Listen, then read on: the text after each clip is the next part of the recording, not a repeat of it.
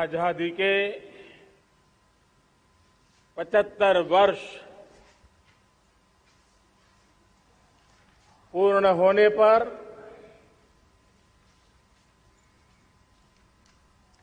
देशवासियों को अनेक अनेक शुभकामनाएं। बहुत बहुत बधाई। न सिर्फ हिंदुस्तान का हर कोना, लेकिन दुनिया के हर कोने में आज किसी न किसी रूप में भारतीयों के द्वारा या भारत के प्रति अपार प्रेम रखने वालों के द्वारा विश्व के हर कोने में यह हमारा तिरंगा आन बान शान के साथ लहरा रहा है। मैं विश्व भर में फैले हुए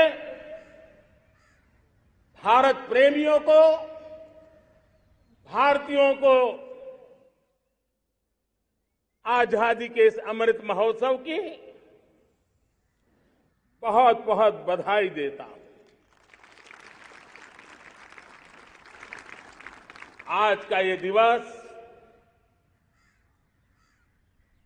ऐतिहासिक दिवस है।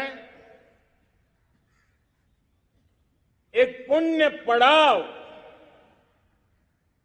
एक नई राह, एक नए संकल्प और नए सामर्थ्य के साथ कदम बढ़ाने का ये शुभ अवसर है।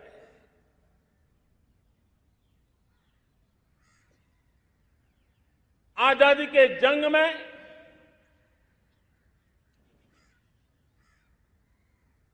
गुलामी का पूरा कालखंड संघर्ष में बीता है। हिंदुस्तान का कोई कोना ऐसा नहीं था, कोई काल ऐसा नहीं था जब देशवासियों ने सैकड़ों सालों तक गुलामी के खिलाफ जंग न किया हो, जीवन न खपाया हो, यातनाएं न झेली हो, आहुति न दी हो। आज हम सब देशवासियों के लिए ऐसे हर महापुरुष को, हर त्यागी को, हर बलिदानी को नमन करने का अवसर है, उनका ऋण स्वीकार करने का अवसर है और उनका स्मरण करते हुए उनके सपनों को जल्द से जल्द पूरा करने का संकल्प लेने का भी अवसर है।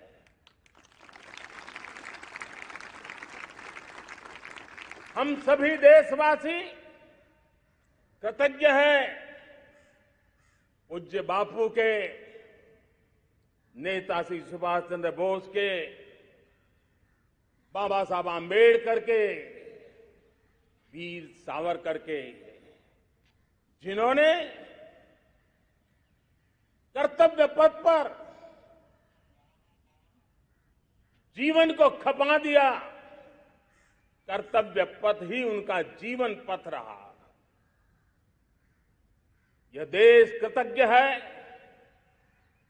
मंगल पांडे, तात्या टोपे, भगत सिंह, सुखदेव, राजगुरु, चंद्रशेखर आजाद, अशफाक उल्लाह खान, राम प्रसाद बिस्मिल, अनगिनत ऐसे हमारे क्रांति वीरों ने अंग्रेजों की हुकूमत की नींव हिला दी थी।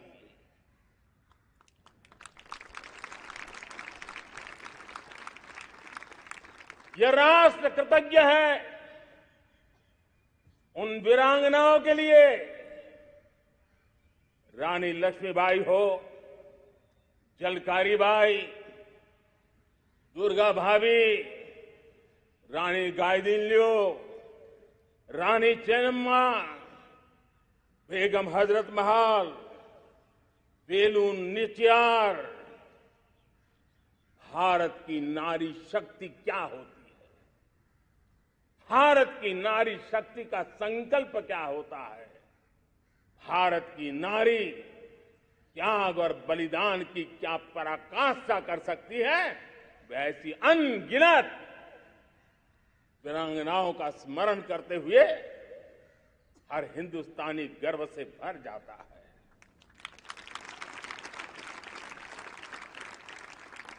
आजादी का जंग भी लड़ने वाले और आजादी के बाद देश बनाने वाले भी,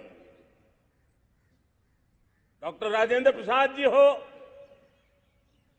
नेहरू जी हो, सरदार वल्लभ भाई पटेल, श्यामा प्रसाद मुखर्जी, लाल बहादुर शास्त्री, दीनदयाल उपाध्याय, जयप्रकाश नारायण, राम मनोहर लोहिया, आचार्य विनोबा भावे, नानाजी देशमुख, सुब्रमण्यम भारती, अनगिनत ऐसे महापुरुषों को आज नमन करने का अवसर है।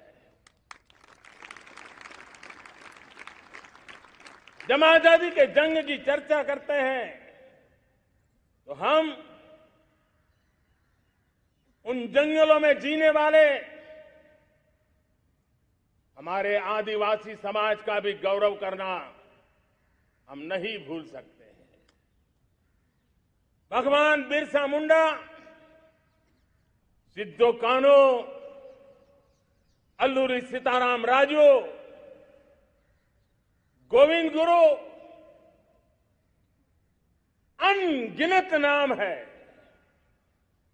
जिन्होंने आजादी के आंदोलन की आवाज बन करके दूर सुदूर जंगलों में भी मेरे आदिवासी भाई बहनों में, माताओं में, युवकों में मातृभूमि के लिए जीने मरने की प्रेरणा जगाई। ये देश का सौभाग्य रहा है कि आजादी के जंग के कई रूप रहे हैं और उसमें एक रूप वो भी था जिसमें नारायण गुरु हो, स्वामी विवेकानंद हो, महर्षि अरविंदो हो, गुरुदेव रविंद्रनाथ टैगोर हो,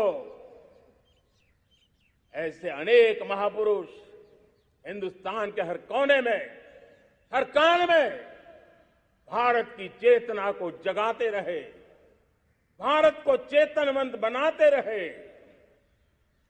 अमृत महोत्सव के दौरान देश ने पूरे एक साल से हम देख रहे हैं, 2021 में दांडी यात्रा से प्रारंभ हुआ, स्मृति दिवस को संवारते हुए हिंदुस्तान के हर जिले में, हर कोने में देशवासियों ने आजादी के अमृत महोत्सव के लक्षावधि कार्यक्रम किए। शायद इतिहास में इतना विशाल, व्यापक, लंबा एक ही मकसद का उत्सव मनाया गया हो, वो शायद ये पहली घटना हुई होगी। और हिंदुस्तान के हर कोने में उन सभी महापुरुषों को याद करने का प्रयास किया गया जिनको किसी न किसी कारणवश इतिहास में जगह न मिली या उनको भुला दिया गया था। आज देश ने खोज खोज करके हर कोने में ऐसे वीरों को, महापुरुषों को, त्यागियों को, बलिदानियों को, सत्याग्रहियों को याद किया, नमन किया। अमृत महोत्सव के दरमियान इन सभी महापुरुषों को नमन करने का अवसर रहा। कल 14 अगस्त को भारत ने विभाजन विभीषिका स्मृति दिवस भी बड़े भारी मन से हृदय के गहरे गांवों को याद करते हुए उन कोटि कोटि जनों ने बहुत कुछ सहन किया था,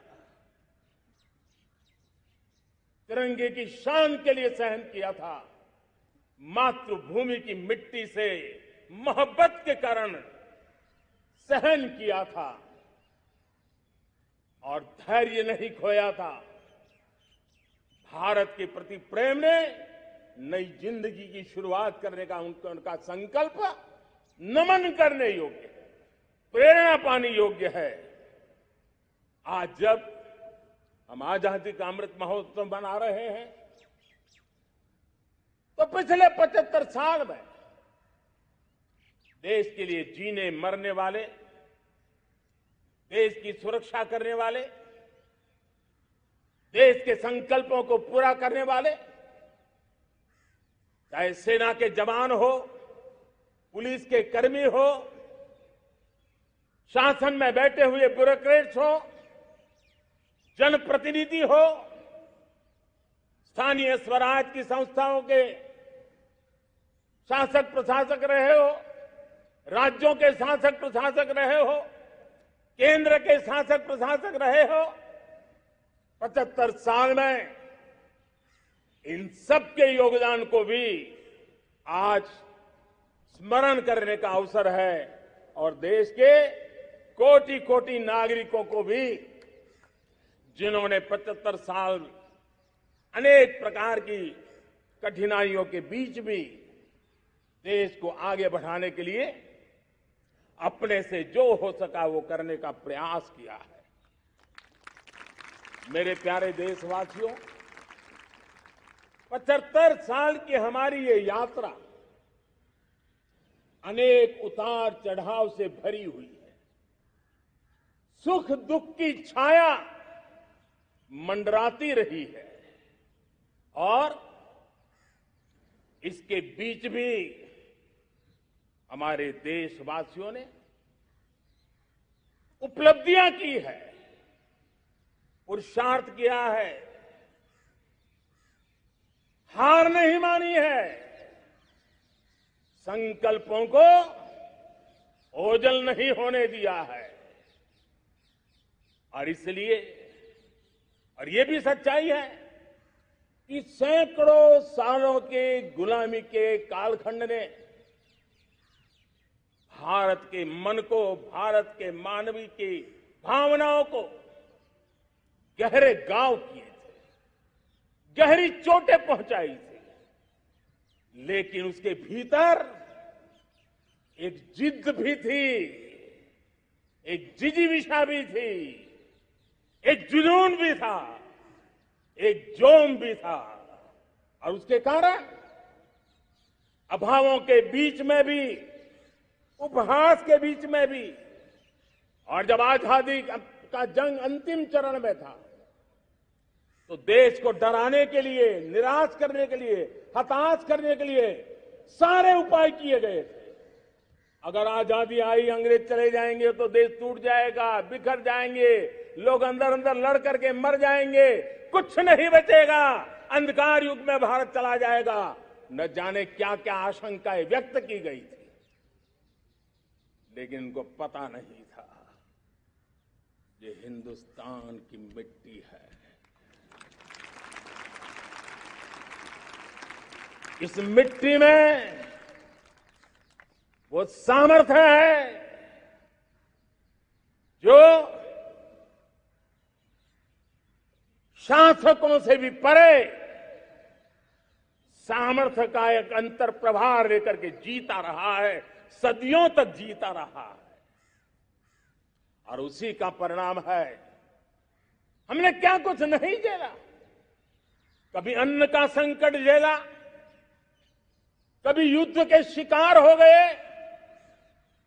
आतंकवाद ने डगर डगर चुनौतियां पैदा की, निर्दोष नागरिकों को मौत के घाट उतार दिया गया, छद्म युद्ध चलते रहे, प्राकृतिक आपदाएं आती रही, सफलता विफलता, आशा निराशा, न जाने कितने पड़ाव आए हैं, लेकिन इन पड़ाव के बीच भी भारत आगे बढ़ता रहा।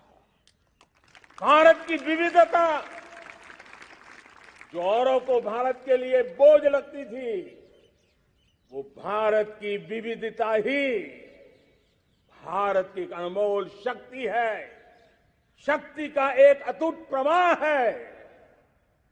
और दुनिया को पता नहीं था कि भारत के पास एक इनहेरेंट सामर्थ्य है, एक संस्कार सरिता है, एक मन मस्तिष्क का विचारों का बंधन है, और वो है भारत लोकतंत्र की जननी है,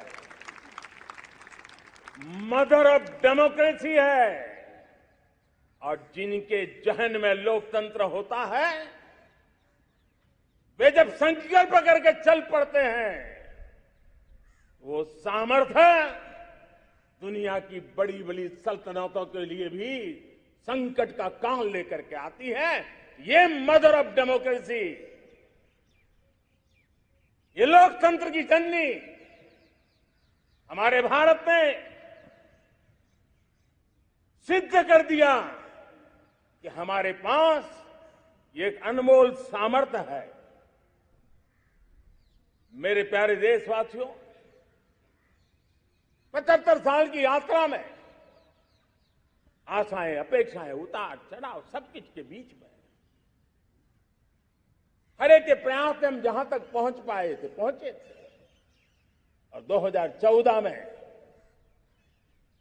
देशवासियों ने मुझे दायित्व दिया। आजादी के बाद जन्मा हुआ मैं पहला व्यक्ति था जिसको लाल किले से देशवासियों का गौरवगान करने का अवसर मिला था।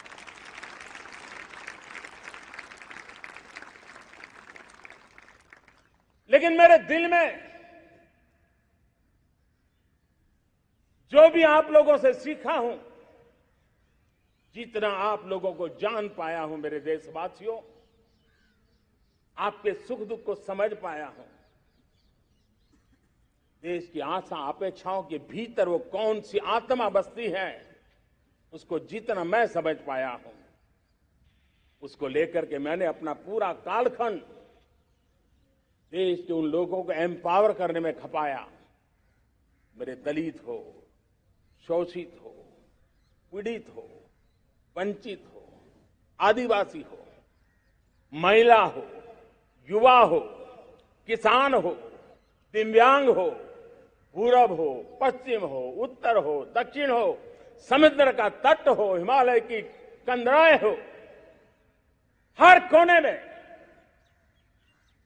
महात्मा गांधी का जो सपना था आखिर इंसान की चिंता करने का, महात्मा गांधी जी जो आकांक्षा थी अंतिम छोर पर बैठे हुए व्यक्ति को समर्थ बनाने की, मैंने अपने आप को उसके लिए समर्पित किया। और उन 8 साल का नतीजा और आजादी के इतने दशकों का अनुभव आज 75 साल के बाद जब अमृत काल की ओर कदम रख रहे हैं, अमृत काल की ये पहली प्रभात है, तब मैं एक ऐसे सामर्थ्य को देख रहा हूं और जिससे मैं गर्व से भर जाता हूं। देशवासियों, मैं आज देश का सबसे बड़ा सौभाग्य ये देख रहा हूं कि भारत का जनमन आकांक्षी जनमन है, एस्पिरेशनल सोसाइटी किसी भी देश की बहुत बड़ी अमानत होती है। और हमें गर्व है कि आज हिंदुस्तान के हर कोने में, हर समाज के हर वर्ग में, हर तबके में आकांक्षाएं उफान पर है। देश का हर नागरिक चीजें बदलना चाहता है, बदलते देखना चाहता है, लेकिन इंतजार करने को तैयार नहीं है, अपनी आंखों के सामने देखना चाहता है, कर्तव्य से जुड़ करके करना चाहता है, वो गति चाहता है, वो प्रगति चाहता है। 75 साल में संजोए हुए सारे सपने अपने ही आंखों के सामने पूरा करने के लिए वो लालायित है, उत्साहित है, उतावला भी है। कुछ लोगों को इसके कारण संकट हो सकता है, क्योंकि जब एस्पिरेशनल सोसाइटी होती है तब सरकारों को भी तलवार की धार पे चलना पड़ता है, सरकारों को भी समय के साथ दौड़ना पड़ता है। और मुझे विश्वास है, चाहे केंद्र सरकार हो, राज्य सरकार हो, स्थानीय स्वराज की संस्थाएं हो, किसी भी प्रकार की शासन व्यवस्था क्यों न हो, हर किसी को इन एस्पिरेशनल सोसाइटी को एड्रेस करना पड़ेगा। उनकी आकांक्षाओं के लिए हम ज्यादा इंतजार नहीं कर सकते। हमारे इस एस्पिरेशनल सोसाइटी ने लंबे अरसे तक इंतजार किया है, लेकिन अब वो अपनी आने वाली पीढ़ी को इंतजार में जीने के लिए मजबूर करने को तैयार नहीं है। और इसलिए ये अमृत काल का पहली प्रभात हमें उस एस्पिरेशनल सोसाइटी की आकांक्षाओं को पूरा करने के लिए एक बहुत बड़ा सुनहरा अवसर देकर के आई है। मेरे प्यारे देशवासियों, हमने पिछले दिनों देखा है, एक और ताकत का हमने अनुभव किया है, और वो है भारत में एक सामूहिक चेतना का पुनर्जागरण हुआ है। एक सामूहिक चेतना का पुनर्जागरण आजादी के इतने संघर्ष में से जो अमृत था वो अब संजोया जा रहा है, संकलित हो रहा है, संकल्प में परिवर्तित हो रहा है, पुरुषार्थ की पराकाष्ठा जुड़ रही है और सिद्धि का मार्ग नजर आ रहा है। ये चेतना, मैं समझता हूं कि चेतना का जागरण, ये पुनर्जागरण, ये हमारी सबसे बड़ी अमानत है। और ये पुनर्जागरण देखिए, 10 अगस्त तक लोगों को पता तक नहीं होगा शायद कि देश के भीतर कौन सी ताकत है, लेकिन पिछले 3 दिन से जिस प्रकार से तिरंगे झंडे को लेकर के, तिरंगा की यात्रा लेकर के देश चल पड़ा है, बड़े बड़े सोशल साइंस के एक्सपर्ट्स वे भी शायद कल्पना नहीं कर सकते कि मेरे भीतर के अंदर कितने, मेरे देश के भीतर कितना बड़ा सामर्थ्य है, एक तिरंगे झंडे ने दिखा दिया है। यह पुनर्चेतना, पुनर्जागरण का पल है। ये लोग समझ नहीं पाए हैं, जब देश जनता कर्फ्यू के लिए हिंदुस्तान का हर कोना निकल पड़ता है, तब उस चेतना की अनुभूति है। जब देश ताली थाली बजा करके कोरोना वॉरियर के साथ कंधे से कंधा मिला करके खड़ा हो जाता है, तब चेतना की अनुभूति होती है। जब दिया जला करके कोरोना वॉरियर की शुभकामना देने के लिए देश निकल पड़ता है, तब उस चेतना की अनुभूति होती है। दुनिया कोरोना के कालखंड में वैक्सीन लेना या न लेना, वैक्सीन काम का है कि नहीं है, उस उलझन में जी रहा था। उस समय मेरे देश के गांव गरीब भी 200 करोड़ डोज दुनिया को चौंका देने वाला काम करके दिखा देते हैं। यही चेतना है, यही सामर्थ्य है। इस सामर्थ्य ने आज देश को एक नई ताकत दी है। मेरे प्यारे भाइयों बहनों, तीसरा एक महत्वपूर्ण सामर्थ्य मैं देख रहा हूं, जैसे एस्पिरेशनल सोसाइटी, जैसे पुनर्जागरण, वैसे ही आजादी के इतने दशकों के बाद पूरे विश्व का भारत की तरफ देखने का नजरिया बदल चुका है। विश्व भारत की तरफ गर्व से देख रहा है, अपेक्षा से देख रहा है। समस्याओं का समाधान भारत की धरती पर दुनिया खोजने लगी है। दोस्तों, विश्व का ये बदलाव, विश्व की सोच में ये परिवर्तन 75 साल की हमारी अनुभव यात्रा का परिणाम है। हम जिस प्रकार से संकल्पों लेकर चल पड़े हैं, दुनिया इसे देख रही है और आखिरकार विश्व भी उम्मीदें लेकर के जी रहा है। उम्मीदें पूरे करने का सामर्थ्य कहां पड़ा है, वो उसे दिखने लगा है। मैं इसे त्रिशक्ति के रूप में देखता हूं, 3 सामर्थ्य के रूप में देखता हूं। और ये त्रिशक्ति है एस्पिरेशन की, पुनर्जागरण की और विश्व की उम्मीदों की। और इसे पूरा करने के लिए हम जानते हैं दोस्तों, आज दुनिया में एक विश्वास जगने में मेरे देशवासियों की बहुत बड़ी भूमिका है। 130 करोड़ देशवासियों ने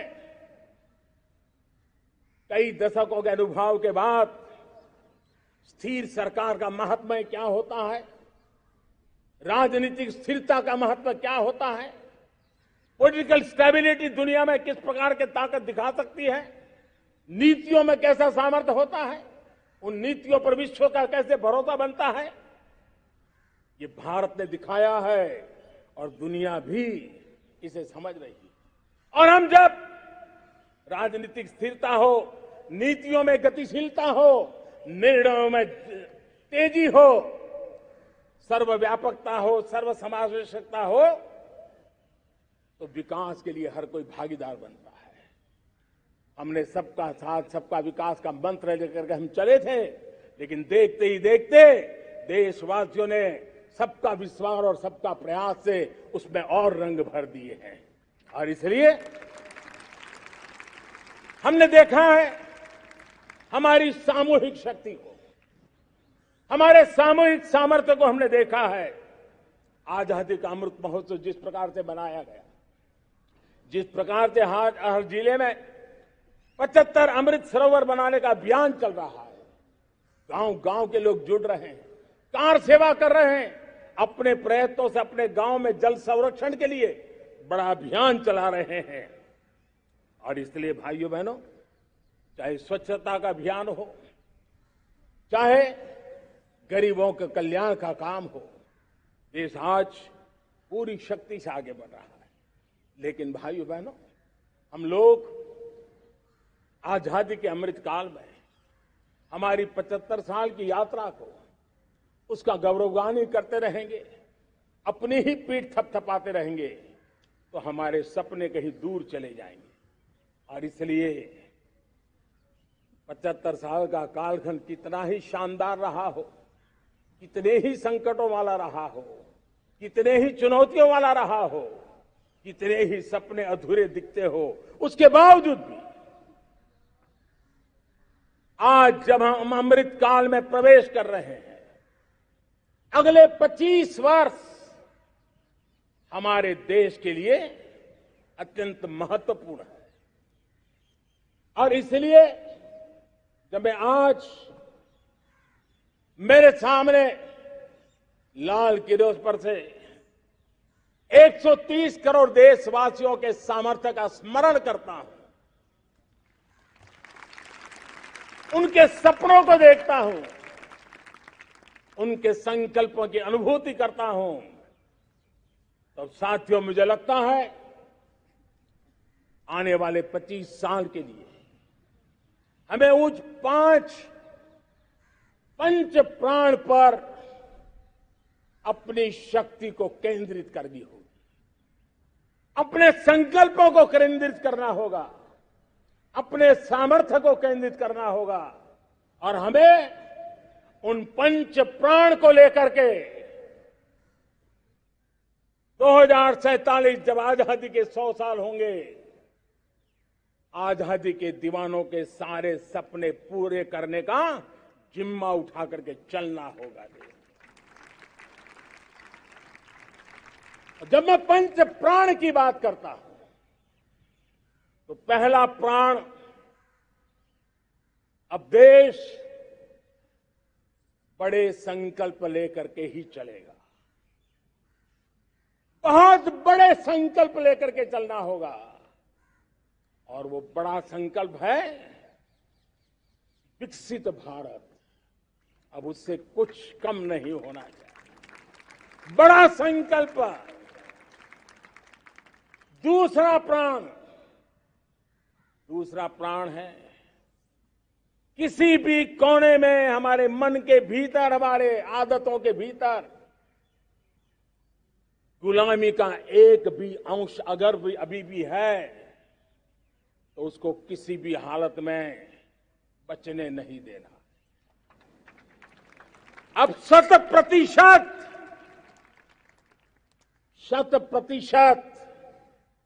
सैकड़ों साल की गुलामी ने जहां हमें जकड़ कर रखा है, हमारे मनोभाव को बांध करके रखा हुआ है, हमारी सोच में विकृतियां पैदा करके रखी है, हमें गुलामी की छोटी चीज भी कहीं नजर आती है, हमारे भीतर नजर आती है, हमारे आसपास नजर आती है, हमें उससे मुक्ति पानी ही होगी। ये हमारा दूसरी प्राण शक्ति है। तीसरी प्राण शक्ति, हमें हमारी विरासत पर गर्व होना चाहिए। हमारी विरासत के प्रति, क्योंकि यही विरासत है जिसने कभी भारत को स्वर्णिम काल दिया था, और यही विरासत है जो समय को अनुकूल परिवर्तन करने की आदत रखती है। यही विरासत है जो काल बाह्य छोड़ती रही है, नित्य नूतन स्वीकारती रही है। और इसलिए इस विरासत के प्रति हमें गर्व होना चाहिए। चौथा प्राण, वो भी उतना ही महत्वपूर्ण है, और वो है एकता और एकजुटता। 130 करोड़ देशवासियों में एकता, न कोई अपना न कोई पराया। एकता की ताकत एक भारत श्रेष्ठ भारत के सपनों के लिए हमारा चौथा प्राण है। और पांचवा प्राण है नागरिकों का कर्तव्य। नागरिकों का कर्तव्य जिसमें प्रधानमंत्री भी बाहर नहीं होता है, मुख्यमंत्री भी बाहर नहीं होता है, वो भी नागरिक है। नागरिकों का कर्तव्य, यह हमारे आने वाली 25 साल के सपनों को पूरा करने के लिए एक बहुत बड़ी प्राण शक्ति है। मेरे प्यारे देशवासियों, जब सपने बड़े होते हैं,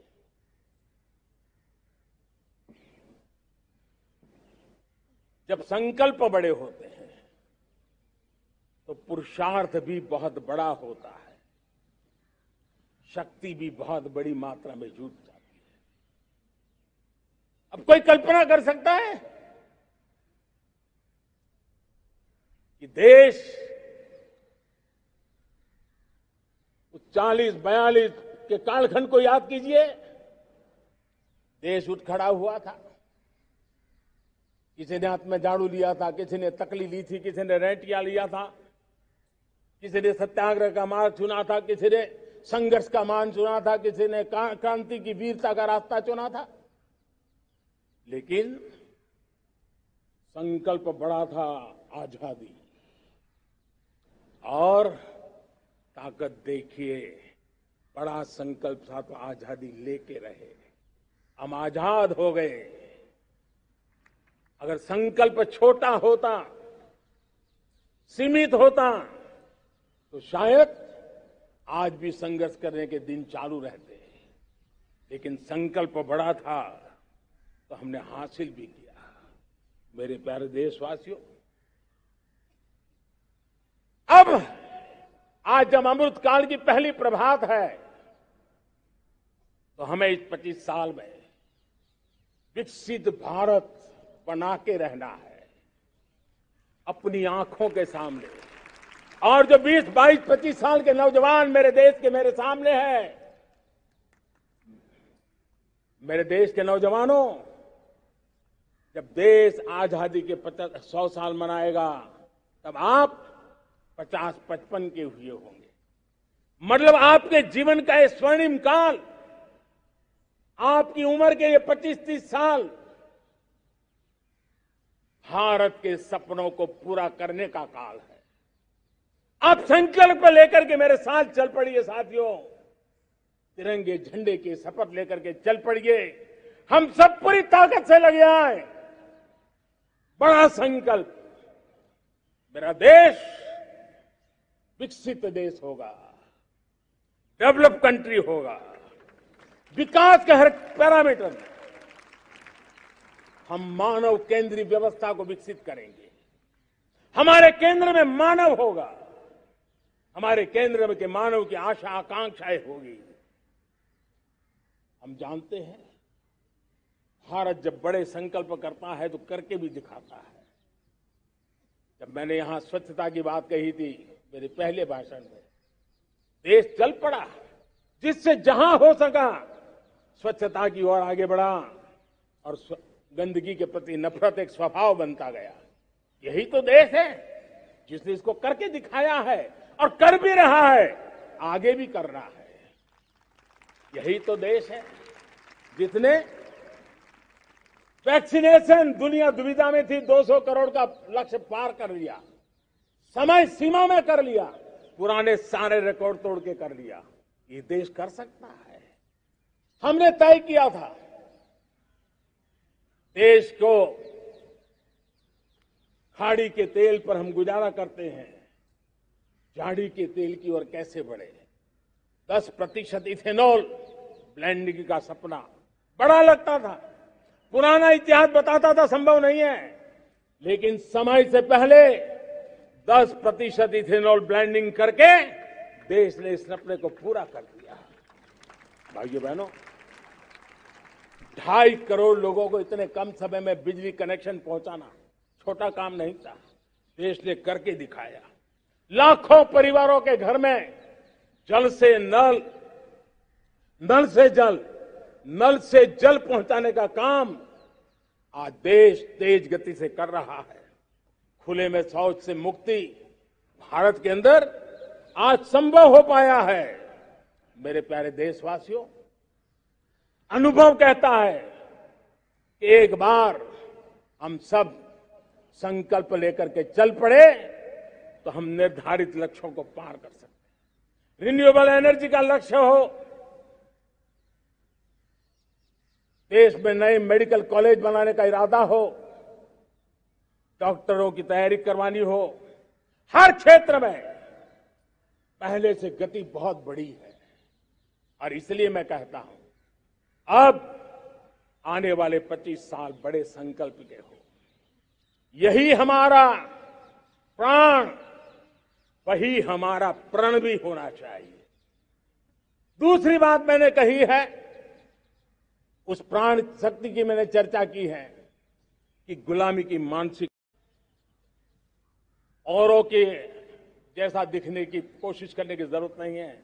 हम जैसे हैं वैसे, लेकिन सामर्थ्य के साथ खड़े होंगे, ये हमारा मिजाज होना चाहिए। हमें गुलामी से मुक्ति चाहिए।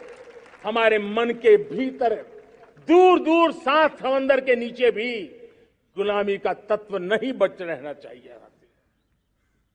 और मैं आशा देखता हूं जिस प्रकार से नई राष्ट्रीय शिक्षा नीति बनी है, जिस मंथन के साथ बनी है, कोटि कोटि लोगों के विचार प्रवाह को संकलित करते हुए बनी है, और भारत की धरती की जमीन से जुड़ी हुई शिक्षा नीति बनी है। रसकस हमारी धरती के मिले हैं। हमने जो कौशल्य पर बल दिया है, ये एक ऐसा सामर्थ्य है जो हमें गुलामी से मुक्ति की ताकत देगा। हमने देखा है कभी कभी तो हमारी टैलेंट भाषा के बंधनों में बन जाती है। ये गुलामी की मानसिकता का परिणाम है। हमें हमारे देश की हर भाषा पे गर्व होना चाहिए। वो हमें भाषा आती हो या ना आती हो, लेकिन मेरे देश की भाषा है, मेरे पूर्वजों ने दुनिया को दी हुई ये भेंट सौगात है, हमें गर्व होना चाहिए। मेरे साथियों, आज डिजिटल इंडिया का रूप हम देख रहे हैं, स्टार्टअप देख रहे हैं। कौन लोग हैं? ये वो टैलेंट है जो टियर 2, टियर 3 सिटी में किसी गांव गरीब के परिवार में बसे हुए लोग हैं। ये हमारे नौजवान हैं जो आज नई नई खोज के साथ दुनिया के सामने आ रहे हैं। गुलामी की मानसिकता हमें उसे तिलांजलि देनी पड़ेगी, अपने सामर्थ्य पे भरोसा करना होगा। दूसरी एक बात जो मैंने कही, तीसरी मेरी प्राण शक्ति की बात है, वो है हमारी विरासत पर हमें गर्व होना चाहिए। जब हम अपनी धरती से जुड़ेंगे, जब हम अपनी धरती से जुड़ेंगे, तभी तो ऊंचा उड़ेंगे।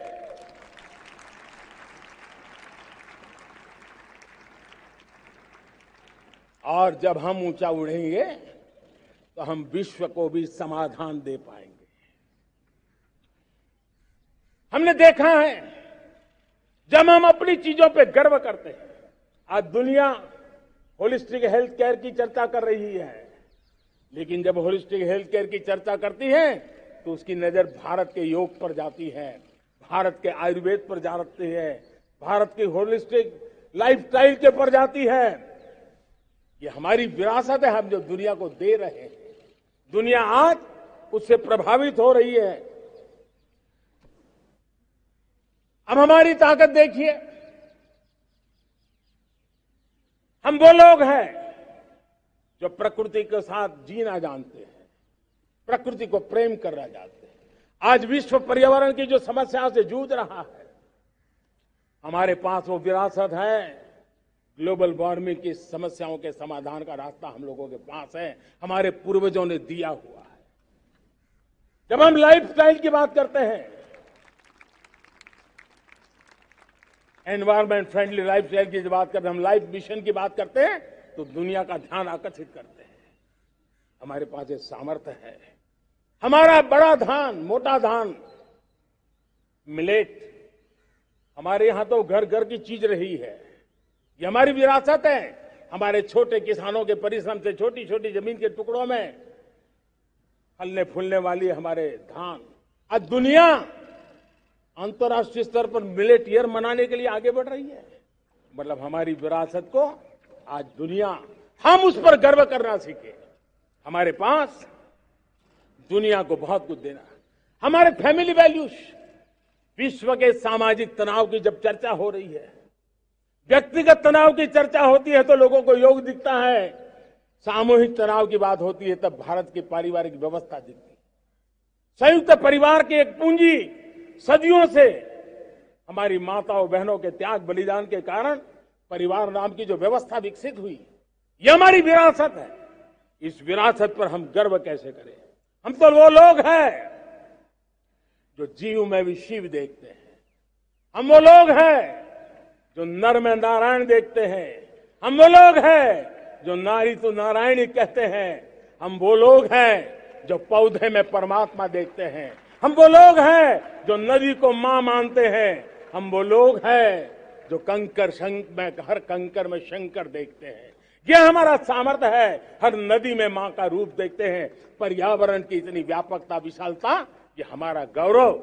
हम विश्व के सामने जब खुद गर्व करेंगे तो दुनिया करेगी।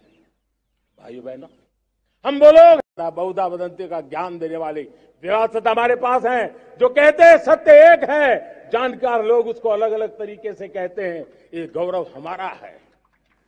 हम लोग हैं जो कहते हैं यत् पिंडे तत् ब्रह्मांडे। कितनी बड़ी सोच है। जो ब्रह्मांड में है वो हर जीव मात्र में है। यत् पिंडे तत् ब्रह्मांडे, ये कहने वाले हम लोग हैं। हम वो लोग हैं जिसने दुनिया का कल्याण देखा है। हम जन कल्याण से जग कल्याण के राही रहे हैं। जन कल्याण से जग कल्याण की राह पर चलने वाले हम लोग जब दुनिया की कामना करते हैं तब कहते हैं सर्वे अपि सुखिनः सन्तु सर्वे सन्तु निरामया। सबके सुख की बात, सबके आरोग्य की बात करना ये हमारी विरासत है और इसलिए हम बड़ी शान के साथ हमारी इस विरासत का गर्व करना सीखें। ये प्राण शक्ति है हमारी जो हमें 25 साल के सपनों पूरा करने के लिए जरूरी है। उसी प्रकार से मेरे प्यारे देशवासियों, एक और महत्वपूर्ण विषय है एकता, एकजुटता। इतने बड़े देश को, उसकी विविधता को हमें सेलिब्रेट करना है। इतने पंथ, परंपराएं, ये हमारे आन बान शान है। कोई नीचा नहीं, कोई ऊंचा नहीं है, सब बराबर है। कोई मेरा नहीं, कोई पराया नहीं, सब अपने हैं। ये भाव एकता के लिए बहुत जरूरी है। घर में भी एकता की नींव तभी रखी जाती है जब बेटे बेटी एक समान हो। अगर बेटे बेटी एक समान नहीं होंगे तो एकता के मंत्र नहीं गूंज सकते हैं। जेंडर इक्वलिटी हमारी एकता के लिए पहली शर्त। जब हम एकता की बात करते हैं, अगर हमारे एक ही पैरामीटर हो, एक ही मानदंड हो, जिस मानदंड को हम कहें इंडिया फर्स्ट, मैं जो कुछ भी कर रहा हूं, जो भी सोच रहा हूं, जो बोल रहा हूं, इंडिया फर्स्ट के अनुकूल है, एकता का रास्ता खुल जाएगा। दोस्त, हमें एकता से बांधने का वो मंत्र है, हमें इसको पकड़ना है। मुझे पूरा विश्वास है कि हम समाज के अंदर ऊंच नीच के भेदभावों से, मेरे तेरे के भेदभावों से हम सबकी पुजारी बने। श्रमेव जयते कहते हैं हम, श्रमिक का सम्मान, ये हमारा स्वभाव होना चाहिए। लेकिन भाइयों बहनों, मैं लाल किले से मेरी एक पीड़ा और कहना चाहता हूं। ये दर्द मैं कहे बिना नहीं रह सकता। मैं जानता हूं कि शायद लाल किले का विषय नहीं हो सकता, लेकिन मेरे भीतर का दर्द मैं कहां कहूंगा। देशवासियों के सामने नहीं कहूंगा तो कहां कहूंगा। और वो है, किसी न किसी कारण से हमारे अंदर एक ऐसी विकृति आई है, हमारी बोलचाल में, हमारे व्यवहार में, हमारे कुछ शब्दों में, हम नारी का अपमान करते हैं।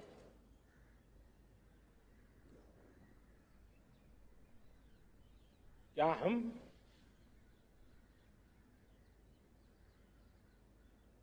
स्वभाव से, संस्कार से, रोजमर्रा की जिंदगी में नारी को अपमानित करने वाली हर बात से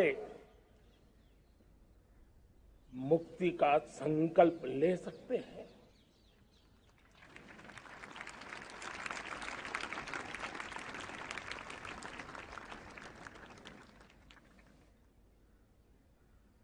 नारी का गौरव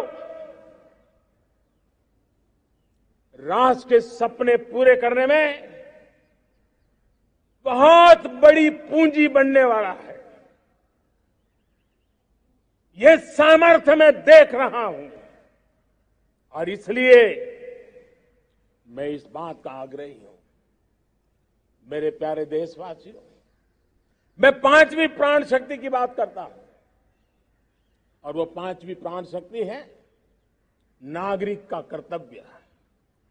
दुनिया में जिन जिन देशों ने प्रगति की है, जिन जिन देशों ने कुछ अचीव किया है, व्यक्तिगत जीवन में भी जिसने अचीव किया है, कुछ बातें उभर करके सामने आती हैं। एक, अनुशासित जीवन। दूसरा, कर्तव्य के प्रति समर्पण। व्यक्ति की जीवन की सफलता हो, समाज की हो, परिवार की हो, राष्ट्र की हो, ये मूलभूत मार्ग है, ये मूलभूत प्राण शक्ति है। और इसलिए हमें कर्तव्य पर बल देना ही होगा। यह शासन का काम है कि बिजली 24 घंटे पहुंचाने के लिए प्रयास करे, लेकिन ये नागरिक का कर्तव्य है कि जितनी ज्यादा यूनिट बिजली बचा सकते बचाएं। हर खेत में पानी पहुंचाना सरकार की जिम्मेवारी है, सरकार का प्रयास है, लेकिन पर ड्रॉप मोर क्रॉप, पानी बचाते हुए आगे बढ़ना, मेरे हर खेत से आवाज उठनी चाहिए।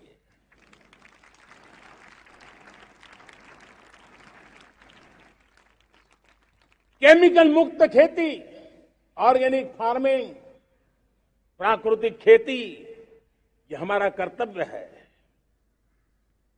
साथियों, चाहे पुलिस हो या पीपल हो, शासक हो या प्रशासक हो, ये नागरिक कर्तव्य से कोई अछूता नहीं हो सकता है। हर कोई अगर नागरिक के कर्तव्यों को निभाएगा तो मुझे विश्वास है कि हम इच्छित लक्ष्य को प्राप्त करने में समय से पहले सिद्धि प्राप्त कर सकते हैं। मेरे प्यारे देशवासियों,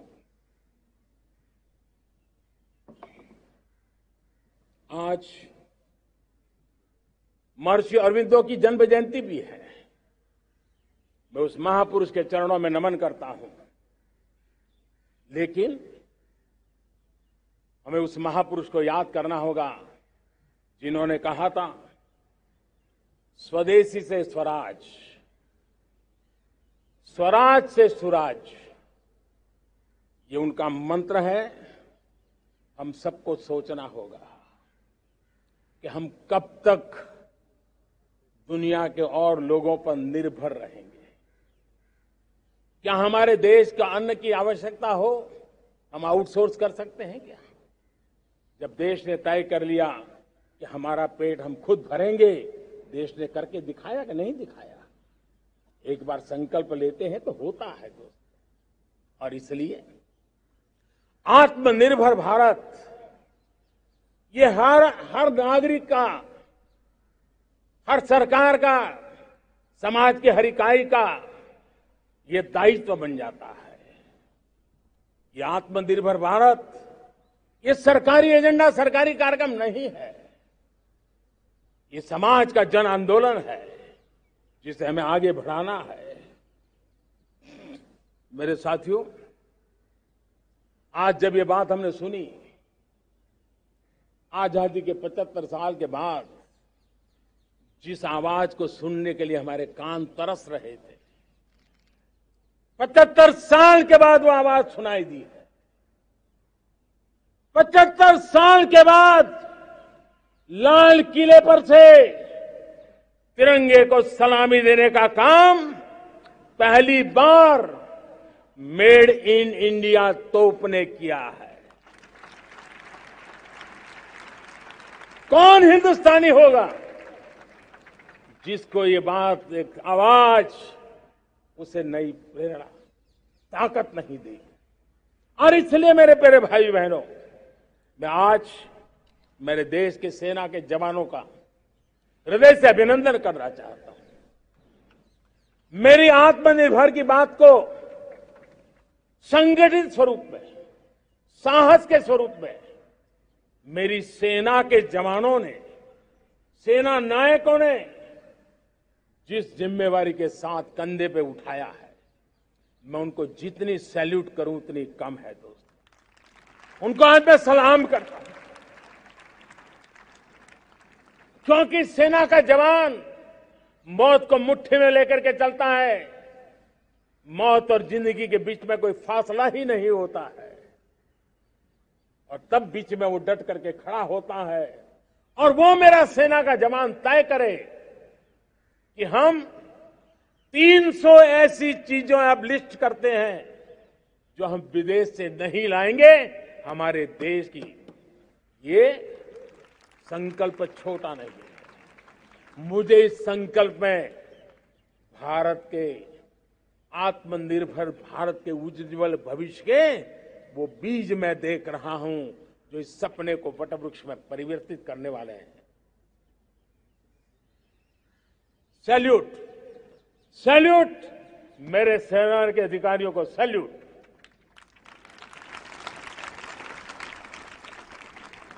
मैं आज मैं मेरे छोटे छोटे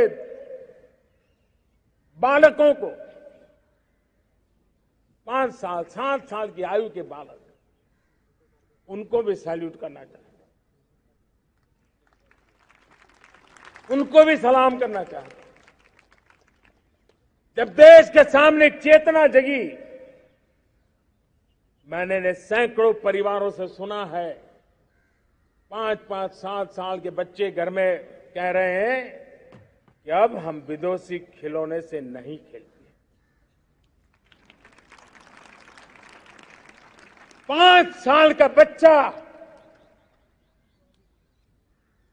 घर में विदेशी खिलौने से नहीं खेलेंगे, ये जब संकल्प करता है ना, तब आत्मनिर्भर भारत उसकी रगों में दौड़ता है। आज देखिए, पीएलआई स्कीम 1 लाख करोड़ रुपया दुनिया के लोग हिंदुस्तान में अपना नसीब आजमाने आ रहे हैं, टेक्नोलॉजी लेकर के आ रहे हैं, रोजगार के नए अवसर बना रहे हैं। भारत मैन्युफैक्चरिंग हब बनता जा रहा है, आत्मनिर्भर भारत की बुनियाद बना रहा है। आज इलेक्ट्रॉनिक गुड्स मैन्युफैक्चरिंग हो, मोबाइल फोन का मैन्युफैक्चरिंग हो, आज देश बहुत तेजी से प्रगति कर रहा है। जब हमारा ब्रह्मोस दुनिया में जाता है, कौन हिंदुस्तानी होगा जिसका मन आसमान को न छूता होगा। दोस्तों, आज हमारी मेट्रो कोचेज, हमारी वंदे भारत ट्रेन विश्व के लिए आकर्षण बन रहा है।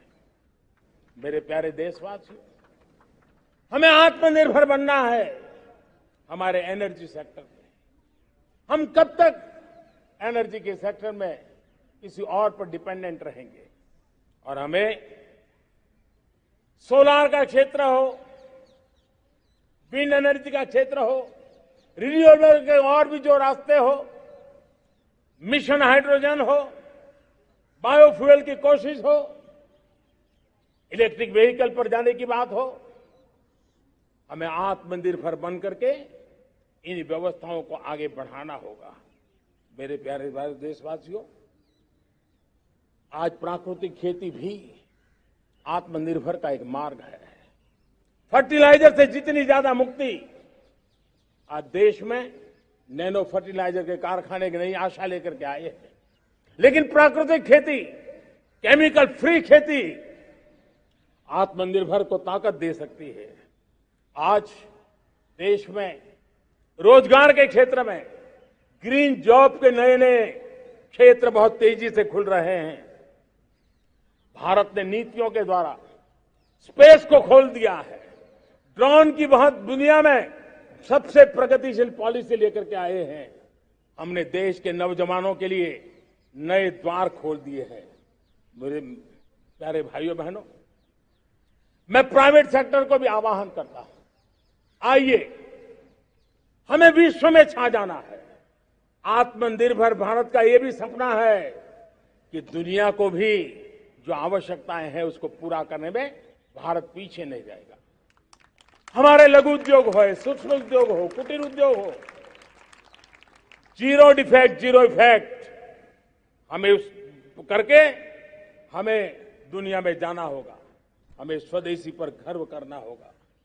मेरे प्यारे देशवासियों, हम बार बार लाल बहादुर शास्त्री जी को याद करते हैं।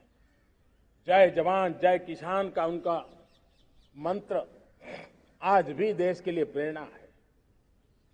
बाद में अटल बिहारी वाजपेयी जी ने जय विज्ञान कह करके उसमें एक कड़ी जोड़ दी थी और देश ने उसको प्राथमिकता दी थी।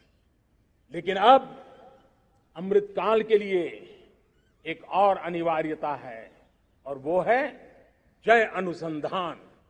जय जवान जय किसान जय विज्ञान जय अनुसंधान, इनोवेशन। और मुझे मेरे देश की युवा पीढ़ी में भरोसा है, इनोवेशन की ताकत देखिए। आज हमारा यूपीआई, भीम, हमारा डिजिटल पेमेंट, फिनटेक की दुनिया में हमारा स्थान, आज विश्व में रियल टाइम 40% अगर डिजिटल फाइनेंशियल का ट्रांजैक्शन होता है तो मेरे देश में हो रहा है। हिंदुस्तान ने ये करके दिखाया। मेरे प्यारे देशवासियों, अब हम 5G के दौर की ओर कदम रख रहे हैं। बहुत दूर इंतजार नहीं करना होगा, हम कदम मिलाने वाले हैं। हम ऑप्टिकल फाइबर गांव-गांव में पहुंचा रहे हैं। डिजिटल इंडिया का सपना गांव से गुजरेगा, ये मुझे पूरी जानकारी है। आज मुझे खुशी है, हिंदुस्तान के 4 लाख कॉमन सर्विस सेंटर्स गांवों में विकसित हो रहे हैं। गांव के नौजवान बेटे बेटियां कॉमन सर्विस सेंटर चला रही हैं। देश गर्व कर सकता है कि गांव के क्षेत्र में 4 लाख डिजिटल एंटरप्रेन्योर का तैयार होना और सारी सेवाएं गांव के लोग उनके यहां लेने के लिए आदी बन जाए, ये अपने आप में टेक्नोलॉजी हब बनने की भारत की जो ताकत है। मेरे प्यारे देशवासियों, ये जो डिजिटल इंडिया का मूवमेंट है, जो सेमीकंडक्टर की ओर हम कदम मांड रहे हैं, 5G की ओर कदम मांड रहे हैं, ऑप्टिकल फाइबर का नेटवर्क बिछा रहे हैं, ये सिर्फ आधुनिकता की पहचान ऐसा नहीं है। 3 बड़ी ताकतें इसके अंदर समाहित है। शिक्षा में आमूलचूल क्रांति, ये डिजिटल माध्यम से आने वाली है। स्वास्थ्य सेवाओं में आमूलचूल क्रांति डिजिटल से आने वाली है। कृषि जीवन में भी बहुत बड़ा बदलाव डिजिटल से आने वाला है। एक नया विश्व तैयार हो रहा है। भारत उसे आगे बढ़ाने के लिए, और मैं साफ देख रहा हूं दोस्तों, ये डेकेड मानव जात के लिए टेकेड का समय है, टेक्नोलॉजी का डेकेड है। भारत के लिए तो ये टेकेड, जिसका मन टेक्नोलॉजी से जुड़ा हुआ है, आईटी की दुनिया में भारत ने अपना एक लोहा बनवा लिया है, तो ये टेकेड का सामर्थ्य भारत के प्रयास है। हमारा अटल इनोवेशन मिशन, हमारे इंक्यूबेशन सेंटर, हमारे स्टार्टअप एक नया पूरा क्षेत्र का विकास कर रहे हैं।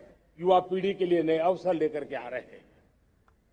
स्पेस मिशन की बात हो, हमारा डीप ओशन मिशन की बात हो, समुद्र की गहराई में जाना हो या हमें आसमान को छूना हो, ये नए क्षेत्र हैं जिसको लेकर के हम आगे बढ़ रहे हैं। मेरे प्यारे देशवासियों, हम इस बात को न भूलें, और भारत ने सदियों से देखा हुआ है, जैसे देश में कुछ नमूना रूप कामों की जरूरत होती है, कुछ बड़ी बड़ी ऊंचाइयों की जरूरत होती है, लेकिन साथ साथ धरातल पर मजबूती बहुत आवश्यक होती है। भारत की आर्थिक विकास की संभावनाएं धरातल की मजबूती से जुड़ी हुई है, और इसलिए हमारे छोटे किसान, उनका सामर्थ्य, हमारे छोटे उद्यमी, उनका सामर्थ्य, हमारे लघु उद्योग, कुटीर उद्योग, सूक्ष्म उद्योग, रेहड़ी पटरी वाले लोग, घरों में काम करने वाले लोग, ऑटो रिक्शा चलाने वाले लोग, बस सेवाएं देने वाले लोग, ये समाज का जो सबसे बड़ा तबका है, इसका सामर्थ्यवान होना भारत के सामर्थ्य की गारंटी है। और इसलिए हमारी आर्थिक विकास की ये जो मूलभूत जमीनी ताकत है, उस ताकत को सर्वाधिक बल देने की दिशा में हमारा प्रयास चल रहा है। मेरे प्यारे देशवासियों, हमारे पास 75 साल का अनुभव है। हमने 75 साल में कई सारी सिद्धियां भी प्राप्त की हैं। हमने 75 साल के अनुभव में नए सपने भी संजोए हैं, नए संकल्प भी लिए हैं। लेकिन अमृतकाल के लिए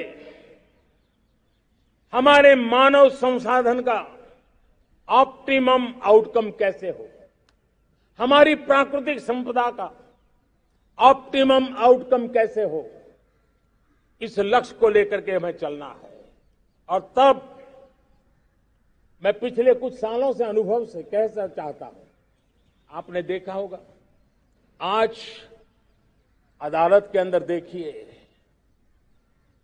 हमारी वकील के क्षेत्र में काम करने वाले हमारी नारी शक्ति किस ताकत के साथ नजर आ रही है। आप ग्रामीण क्षेत्र में जनप्रतिनिधि के रूप में देखिए, हमारी नारी शक्ति किस मिजाज से, समर्पित भाव से अपनी गांवों की समस्याओं को सुलझाने में लगी हुई है। आज ज्ञान का क्षेत्र देख लीजिए, विज्ञान का क्षेत्र देख लीजिए, हमारे देश की नारी शक्ति सिरमौर नजर आ रही है। आज हम पुलिस में देखें, हमारी नारी शक्ति लोगों की सुरक्षा की जिम्मेवारी उठा रही है। हम जीवन के हर क्षेत्र में देखें, खेलकूद का मैदान देखें या युद्ध की भूमि देखें, भारत की नारी शक्ति एक नए सामर्थ्य, नए विश्वास के साथ आगे आ रही है। मैं इसको भारत की 75 साल की जो यात्रा में जो योगदान है, उसमें अब कई गुना योगदान आने वाले 25 साल में मैं मेरी नारी शक्ति का देख रहा हूं, मेरी माताओं, बहनों का, मेरी बेटियों का देख रहा हूं। और इसलिए ये सारे हिसाब किताब से ऊपर है, सारे आपके पैरामीटर से अतिरिक्त है। हम इस पर जितना ध्यान देंगे, हम जितने ज्यादा अवसर हमारी बेटियों को देंगे, जितनी सुविधाएं हमारी बेटियों के लिए केंद्रित करेंगे, आप देखना वो हमें बहुत कुछ लौटा करके देगी।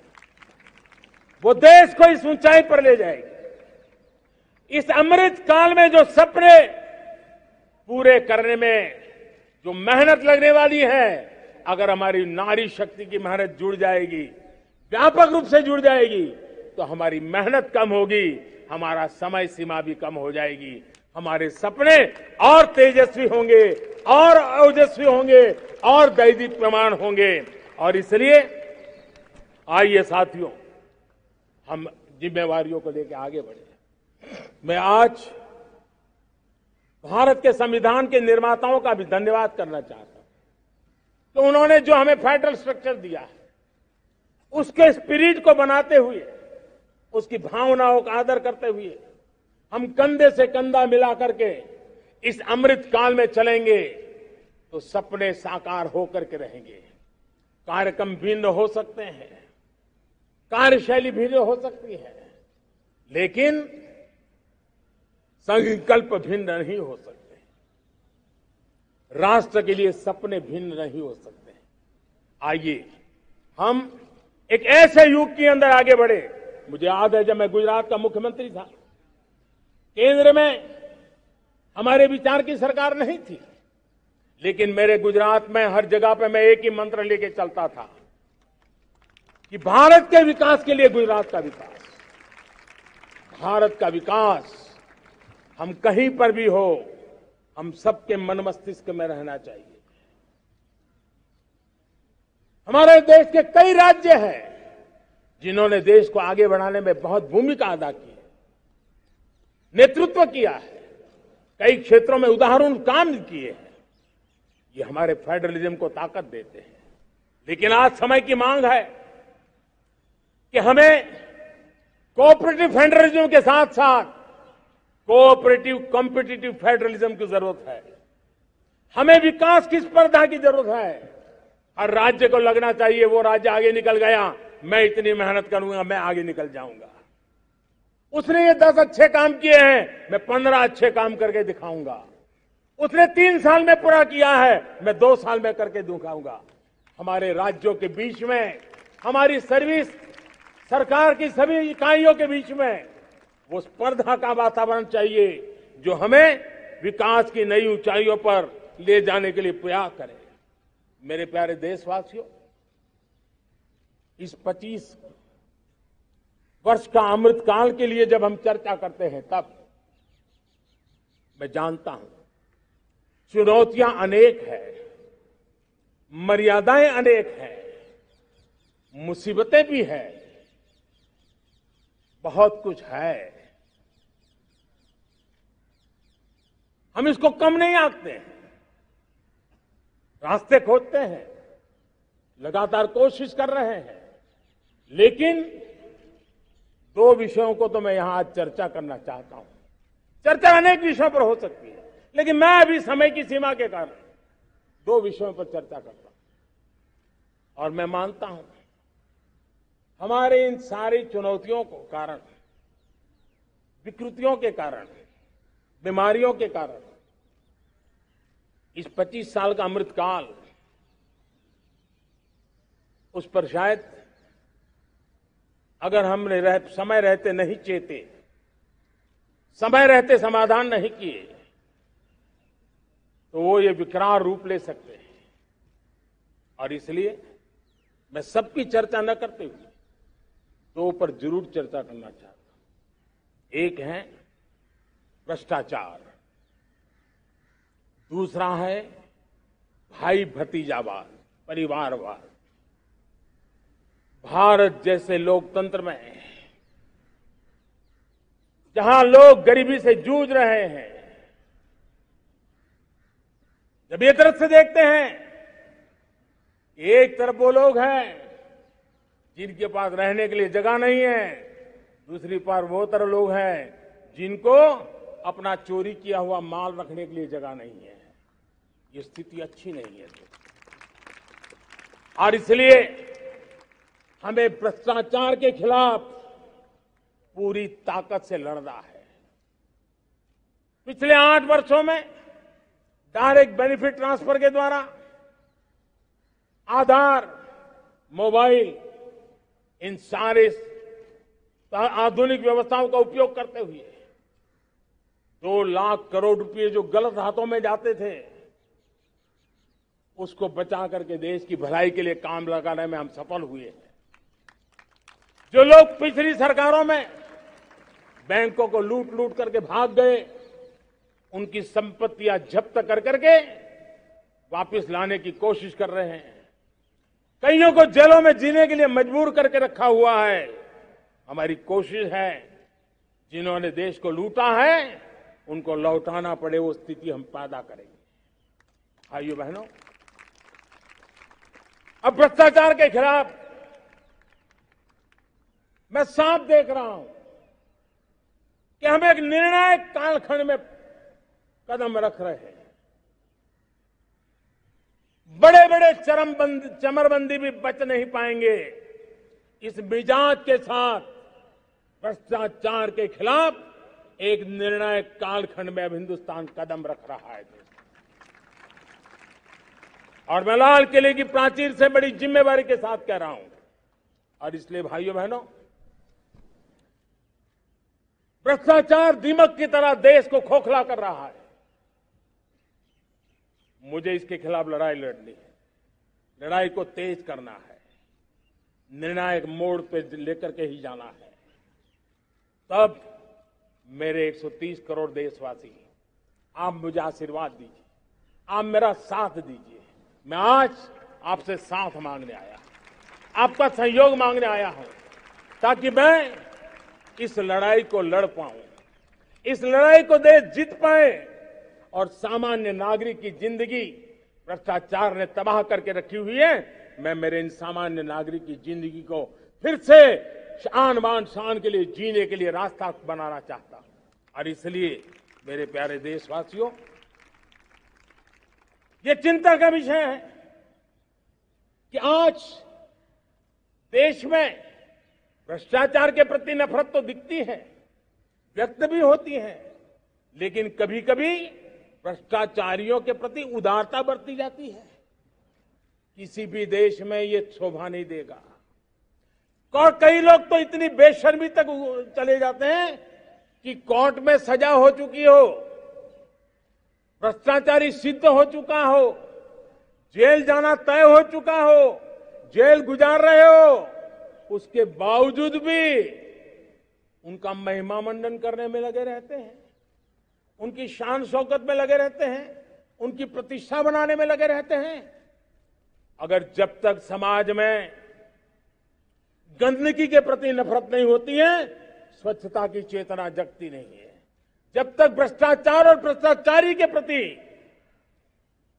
नफरत का भाव पैदा नहीं होता है, सामाजिक रूप से उसको नीचा देखने के लिए मजबूर नहीं करते, तब तक एक मानसिकता खत्म होने वाली नहीं है।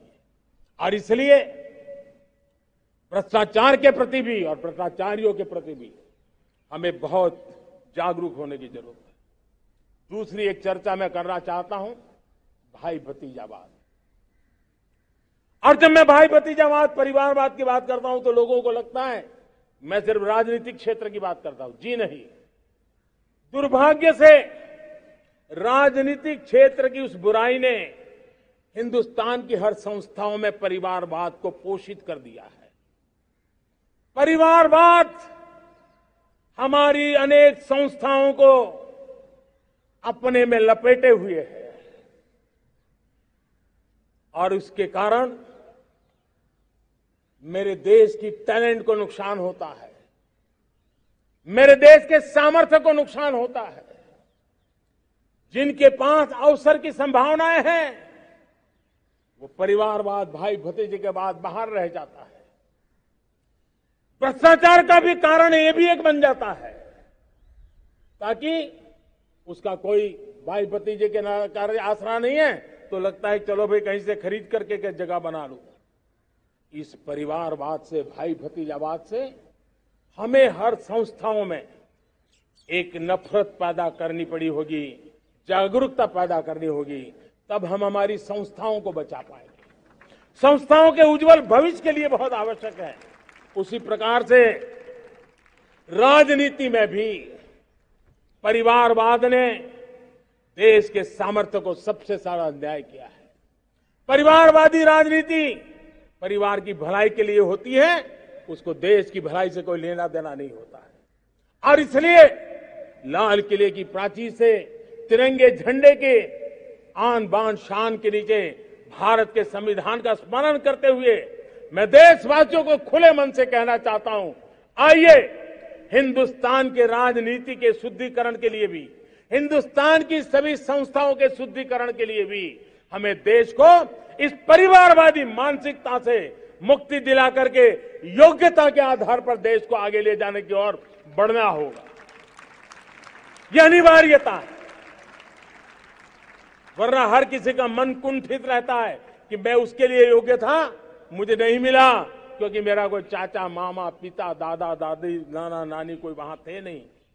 ये मनस्थिति किसी भी देश के लिए अच्छी नहीं।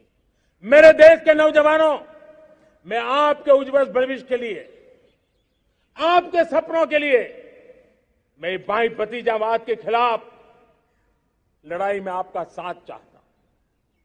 परिवारवादी राजनीति के खिलाफ लड़ाई में मैं आपका साथ चाहता हूं।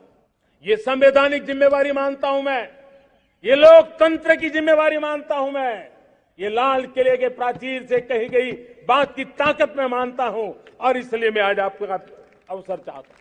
हमने देखा पिछले दिनों खेलों में, ऐसा तो नहीं है कि देश के पास पहले प्रतिभाएं नहीं रही होंगी, ऐसा तो नहीं है कि खेलकूद की दुनिया में हिंदुस्तान के नौजवान, हमारे बेटे बेटियां कुछ कर नहीं सकते, लेकिन सिलेक्शन भाई भतीजेवाद की चैनल से गुजरते थे और उसके कारण वो खेल के मैदान तक, उस देश तक तो पहुंच जाते थे। जीत हार से उन्हें लेना देना नहीं था, लेकिन जब ट्रांसपेरेंसी आई, योग्यता के आधार पर खिलाड़ियों का चयन होने लगा, पूर्ण पारदर्शिता से खेल के मैदान में सामर्थ्य का सम्मान होने लगा, आज देखिए दुनिया में खेल के मैदान में भारत का तिरंगा फहरता है, भारत का राष्ट्रगान गाया जाता है, गर्व होता है और परिवारवाद से मुक्ति होती है, भाई भतीजावाद से मुक्ति होती है, तो ये नतीजे आते हैं। मेरे प्यारे देशवासियों, ये ठीक है, चुनौतियां बहुत हैं। अगर इस देश के सामने करोड़ों संकट हैं तो करोड़ों समाधान भी है और मेरा 130 करोड़ देशवासियों पर भरोसा है। 130 करोड़ देशवासी निर्धारित लक्ष्य के साथ,